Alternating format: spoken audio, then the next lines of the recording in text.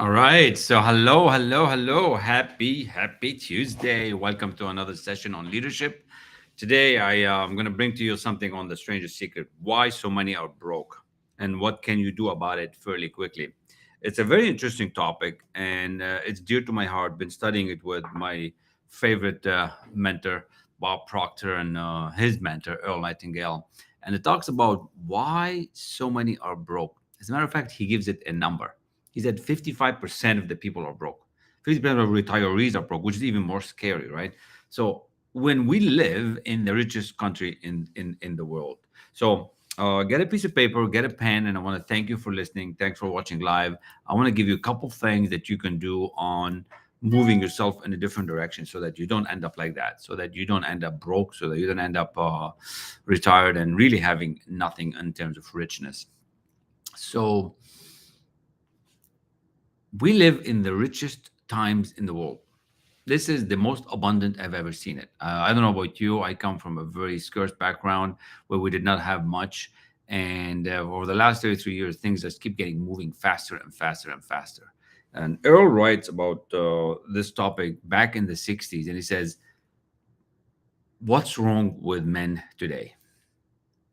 And Dr. Albert, who was there at the time when Earl was doing the research, he said, men simply don't think. Now he says men, it's men and women, really. He said men simply don't think. And he gave this beautiful example, which really illustrates the statistics. It's really staggering. And when you look at it, it drives you nuts. How is that possible? So he said, look at this. Let's take 100 people. Out of 100 people, only 5% will succeed. And the other 95% are practically stuck and practically are just barely making it. Like they could be even at a six figure or multiple six figures, but the expenses are high in North America. I don't know about you, but it's fairly expensive. I'm blessed and grateful with where we are here in Cincinnati. Have two daughters, which require a lot of support, and that's just how it is. Things are expensive between cars and homes, so you need to make enough income, but and you don't want to be that stuck. And then he says, out of this 100 people, only 5% make it.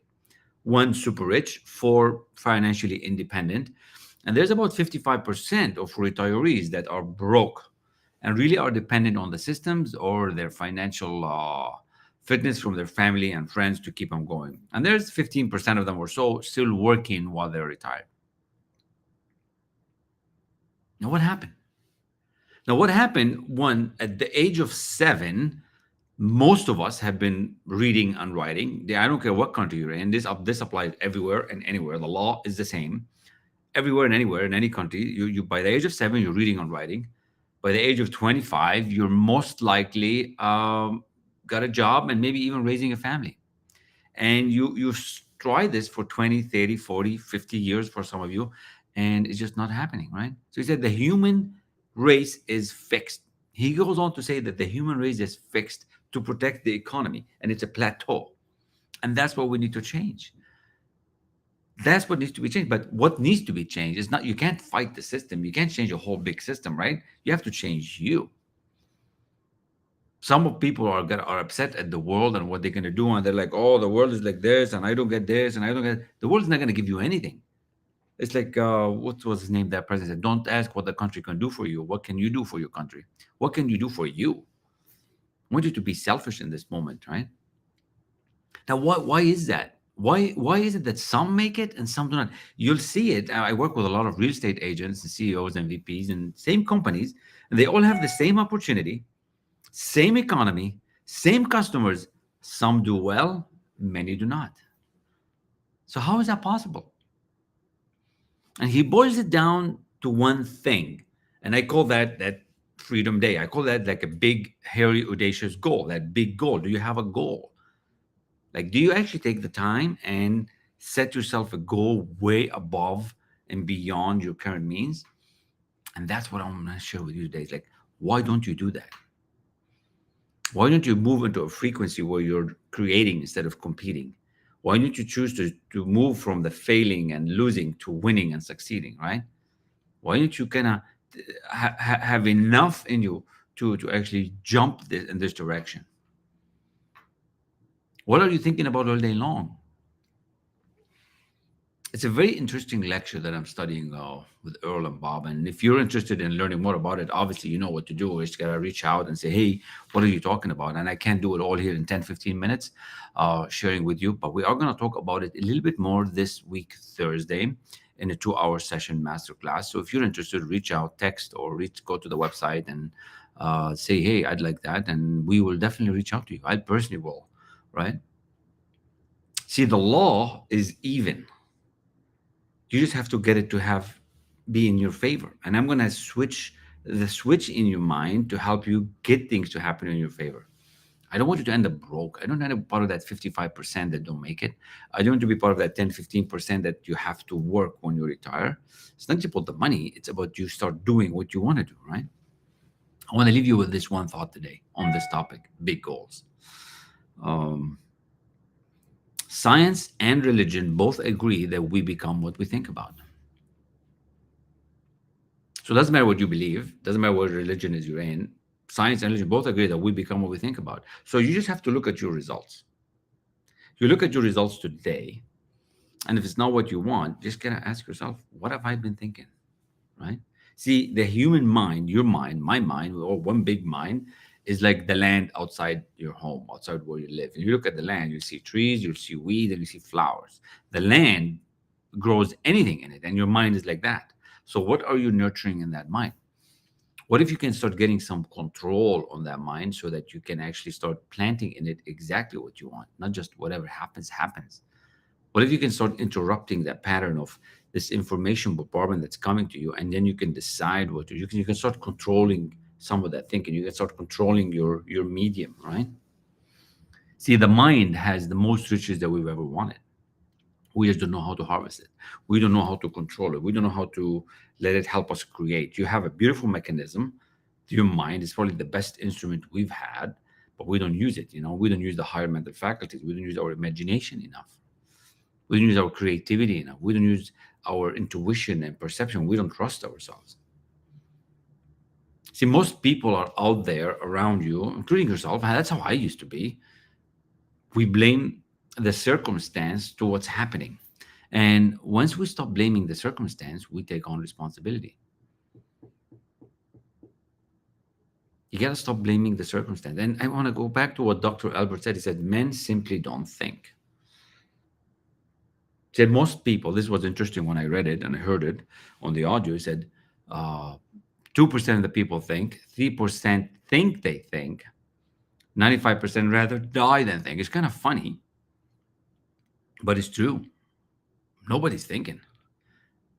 Everybody's asking, what are you doing? What are you doing? What are you doing? No, it's not about what I'm doing. Everybody's doing something. We're all going to be doing something. It's what I'm thinking. Remember, we become what we think about. What seeds are you planting in your mind so that that's going to come out?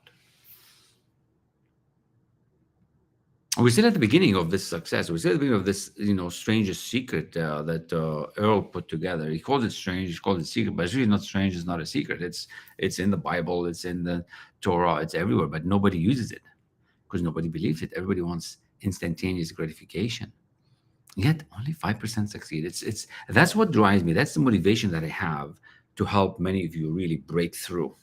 So if you're out there and you're frustrated and you're pulling your whatever hair you got and banging your head against the wall, it's not by hard work. It's not by hard work. Wallace said, we don't get rich by doing things, we get rich by doing things in a certain way. You're probably working hard. Your parents have probably been working hard, and your grandparents did. Where did that get you? You have to do it in a certain way. Now you do have to work. We live in a cause and effect universe, so the law will give back to what you push to it. But it's in a certain way. It's not a random way.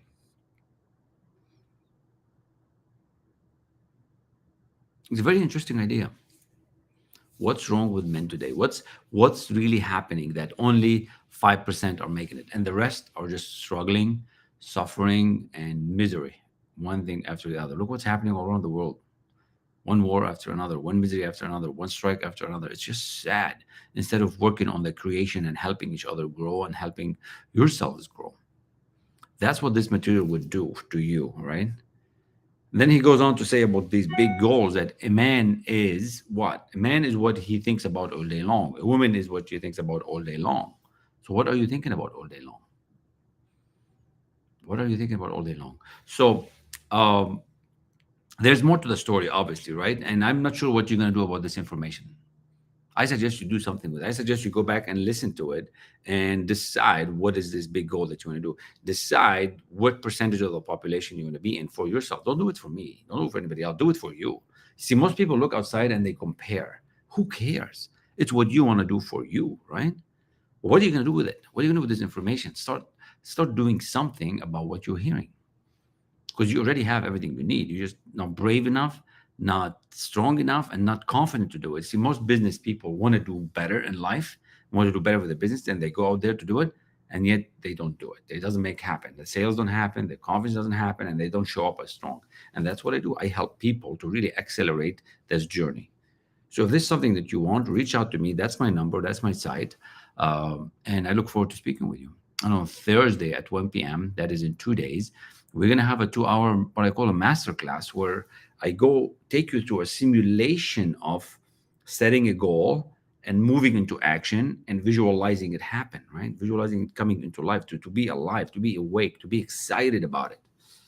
Most of you don't believe enough in yourselves to do anything. So these 2 hours will change your life. So if you're listening to this live or to the recording over the next 2 days and you want to attend, don't wait. Join and bring a friend. Don't do it by yourself. And if you know somebody that wants it, send them the link. And I would appreciate that very, very much from you, right?